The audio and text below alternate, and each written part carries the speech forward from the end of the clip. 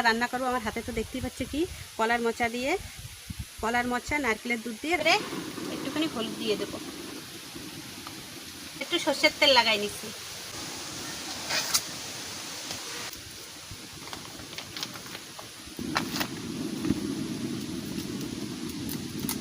এরকম টান দিলে বেরোয় যায়।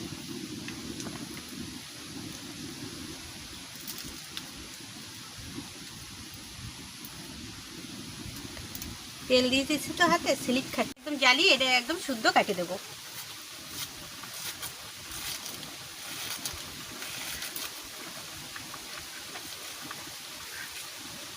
দিয়ে দিচ্ছি লবণ,